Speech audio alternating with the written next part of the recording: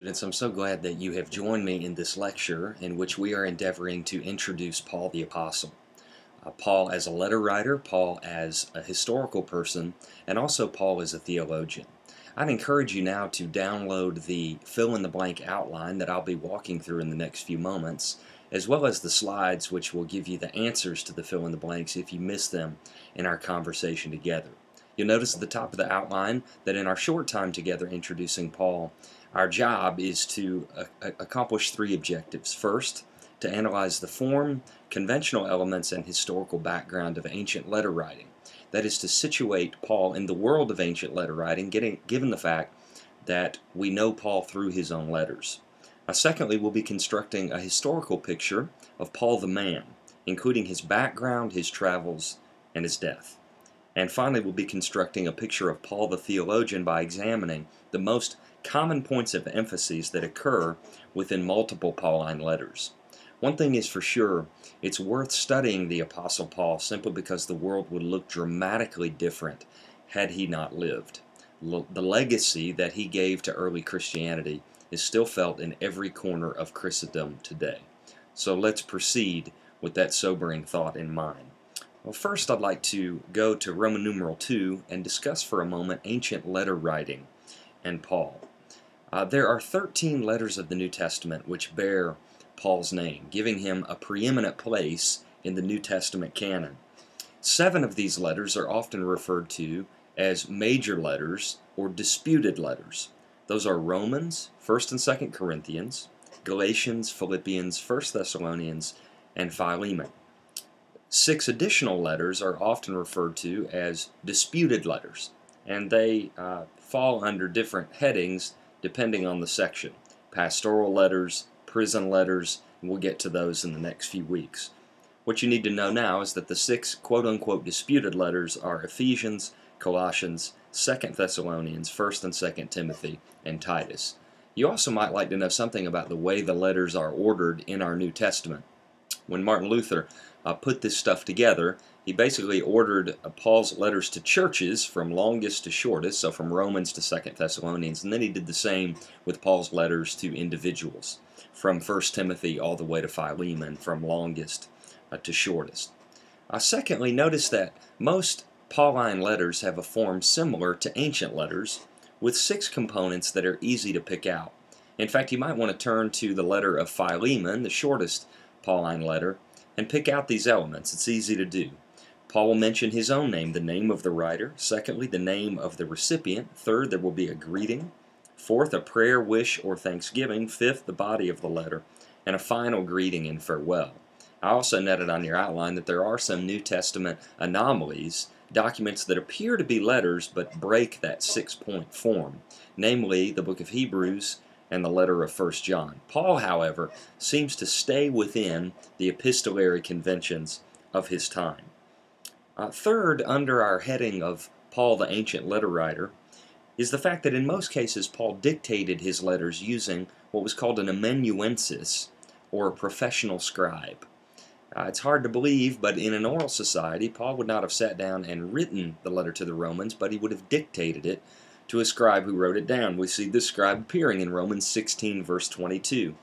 We see another appearance of this tradition in 1 Corinthians 16, verse 21. And finally, and fourth, letters were occasional documents, typically prompted by some sort of crisis in the church. Romans is the closest thing we get in Paul, perhaps the closest document in the New Testament, to a pure theology, given the fact that Paul has yet to visit the Church of Rome. And yet, we also see, as we will in Dr. Thomas's lecture, that Paul still has specific axes to grind in Romans. He's not writing theology for theology's sake. He wants the Romans to sponsor him to get to Spain. Or perhaps he is hoping that his grand vision for a united church of Jews and Gentiles will ultimately take, or at least not fall apart, in the city of Rome. Therefore, he writes the letter to the Romans. So even Romans, often considered the purest expression of Paul's theology, appears to be occasional. In his other letters, the occasion for the letter is typically some kind of crisis or set of problems that he needs to address in one of his churches. So these letters are written and forged in the heat of the nitty-gritty realities of local church life, and we always need to remember that when we read them. That Paul doesn't write theology for theology's sake. He writes theology in service to the local church. Well, let's move on to our third Roman numeral and discuss for a moment Paul the man. What would the world have looked like without Paul? Well, in order to answer that, we have to know something about what Paul's life was actually like. Well, first, Paul was born probably within 10 years of Jesus' birth, and he died in the 60s AD, most likely under the persecution of Nero. The Bible doesn't say when and how Paul died. We simply assumed that he died in that persecution because the book of Acts leaves off with Paul under house arrest in Rome, after which Paul does not appear to be heard from again. The book of Acts shows us his prison journey from Jerusalem to Rome, where he was most likely caught up in the first major system-wide persecution of the Christians by the Emperor Nero. Well, secondly, Paul was from a city called Tarshish in Syria, a Hellenistic city 150 miles from Jerusalem that served as a hotbed of Greco-Roman culture. Tarshish was no Galilee. Paul would have been considered very cosmopolitan by the standards of the 12 disciples of Jesus. Tarshish was the the Roman capital of the province. The governor would have lived there. And so Paul grew up in a very Hellenized kind of world that, of course, gave him the tools he needed to spread the Christian gospel across the Roman world after his conversion. 3, Paul was at least trilingual, we know from Acts, educated in Jerusalem as a Jewish rabbi under Rabbi Gamaliel. We get a picture of Paul's education in Acts 22, where Paul is able to speak Greek, Aramaic, and presumably Hebrew. Now, debates rage among scholars as to whether or not Paul had a formal rhetorical education or an elite education, but nonetheless he does appear to be a profound wordsmith, letter writer, and a speaker, which typically in the ancient world would indicate some kind of formal training in his younger years. Number 4, Paul's sudden experience with Jesus occurred during the 150-mile journey between Jerusalem and Damascus. The famous Damascus Road conversion, which has been the fodder of so much Christian preaching, Christian art, and Christian music. Incidentally, this story appears 3 times in the book of Acts, indicating its importance to early Christian tradition. Paul only refers to it explicitly in Galatians 1 and provides far fewer details, but he does let us know that there was an apocalyptic moment in his life in which he became, in the words of 1 Corinthians 15, an ektroma, or an abortion, as one abnormally born by the grace of Christ. Number 5, the growth of the Pauline churches began with his 3 missionary journeys, and in the slides I've included some maps that you can look at to get a sense of the scale and the trajectory of these journeys. The first journey is recorded in Acts 13 and 14. It lasted perhaps from 44 to 50 AD, so 5 to 6 years, and it included travels throughout the modern territories of Turkey and Cyprus. The second journey is recorded in Acts 16 through 18. It lasted perhaps from 51 to 54 AD, and this was Paul's major journey into the heartland of Greece. From Greece, and in this second journey, Paul writes his very first letter, the first document of the New Testament historically, the letter of 1 Thessalonians. And finally, the third journey is recorded in Acts 19 through 22. It lasts perhaps from 54 to 58 AD, and it includes parts of modern Greece, Turkey, and Lebanon. Paul revisits many of the places where he had founded churches on the first 2 journeys. And it ends, of course, with Paul's arrest in Jerusalem and his transport to Rome. During this journey, Paul writes 1st and 2nd Corinthians, Romans, and Galatians. And so it's a little bit jarring when we realize that Paul actually writes his letters a few decades before the Gospels. Historically speaking, on historical timeline, before we get the written Gospels in the fixed form we have them in today, we get the letters of Paul. And so to read Paul's early letters is to read the earliest expressions of church life and of early Christianity.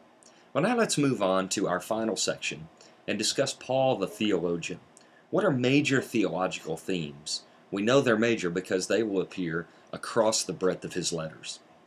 Well, first, out of 1,300 references in the New Testament to God, 500 of them come from Paul. What does that tell us about Paul's gospel? That it's not first about Jesus. It's about what God is doing through Jesus. Paul's gospel is theocentric. He's a Hellenized Jew. He wants to talk about God, and the means by which he talks about God becomes what he has experienced of Jesus and what the early Christians are saying about Jesus in the first century. Number two, throughout Paul's writings, Paul affirms a realm of evil ruled by Satan and expressed in sin and the flesh. For you Greek students, the sarx. This is a major theological term that Paul invents and invests with tremendous theological freight. It's often in English Bibles translated as sinful nature. It is that, but it functions so much more dynamically and powerfully for Paul.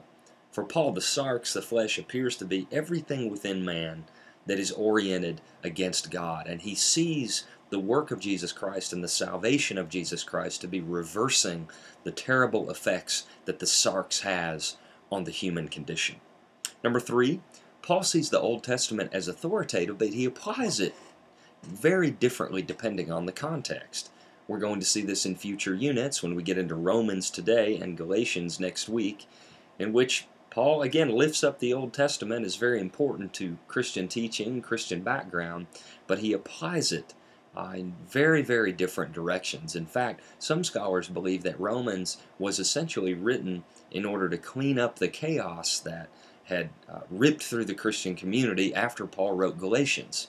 After Galatians being so hot and fiery and dismissive of the Torah and the life of Christianity, Paul may have written Romans to temper that approach and to write more broadly about what he actually believed concerning the Torah. So this is a big theme in Paul. Number four, the primary focus of Paul's gospel is the good news that believing Gentiles are equal co-heirs with believing Israel of God's covenant favor.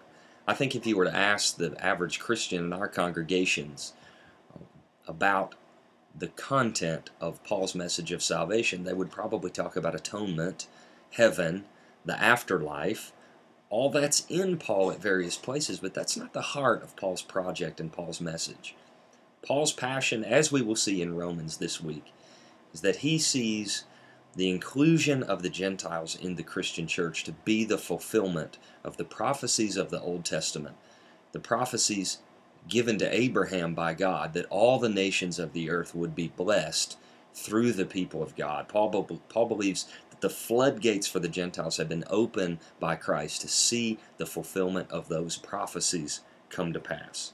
And number five, because of this primary focus, Paul's letters often treat the role of the Torah in the Christian life. This dovetails, of course, with Paul's belief in the authority of the Old Testament, but what we're going to see in the next few weeks is that Torah is everywhere in the letters of Paul. It's just a major theme because Paul is stuck in the middle of this tremendous transition in the early Christian church as Christianity shifts from a primarily Jewish basis to a primarily Gentile movement. And number six, Christianity's elevation of the cross is a direct result of Paul's letters. He can refer, for example, to the whole of his gospel in 1 Corinthians as the word of the cross. I want you to notice something. Although Paul elevates the cross, and the cross is the epicenter of his theology, in only one place does Paul appear to be referring to the cross in terms of atonement. Instead, Paul uses different metaphors by which to understand what the cross means. The cross is not just a means by which sins are paid for, but the cross becomes an ethic individually and communally.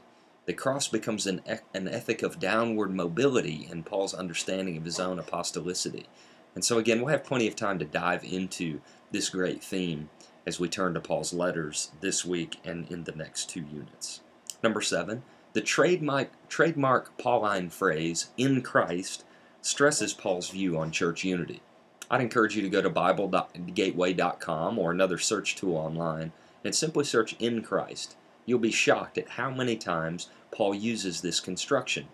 It's a part of his famous baptismal formula that occurs across his letters. In Christ there is neither Jew nor Greek, slave nor free, male nor female, for you are all one in Christ Jesus. You actually get it twice in the baptismal formula that would be pronounced over early Pauline Christians before the moment of their baptism. This tells us that this term in Christ is not an individualistic term for Paul. But for Paul, for someone to be in Christ means that they have also joined the community of Christ in the church. They are organically connected to Christ and to the members of his family. And so this is a very flexible and useful and powerful term that Paul uses across his letters. Number 8, Paul's theology never stands alone. It is always translated to personal and communal ethics. Paul wants you to do something with his letters, with his material. We see this in the book of Romans. We get some of the highest theology in the New Testament in Romans chapter 8 and Romans chapter 9 through 11, but all that sets up extremely practical concerns that begin in Romans chapter 12, how you should live.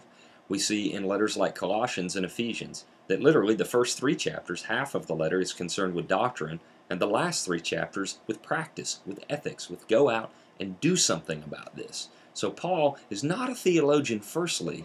I would suggest to you that he is a pastor first, a theologian second. That is, he's constantly worrying, how are the people in these congregations going to accurately live this stuff out?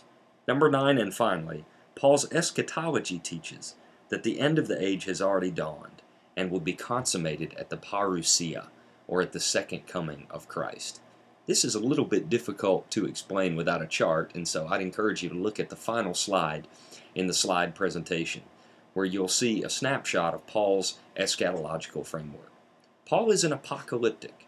Paul believes that the world has violently and dramatically changed with the coming of Jesus, and that it will ultimately be completely reigned over by God when Jesus Christ returns. This puts Paul's entire theological framework in a tension that theologians often call the already not yet tension. Something has already happened. Christ has already come. The new age has already dawned, but it will not be fully consummated until Christ comes again at the second coming, or what Paul called the parousia.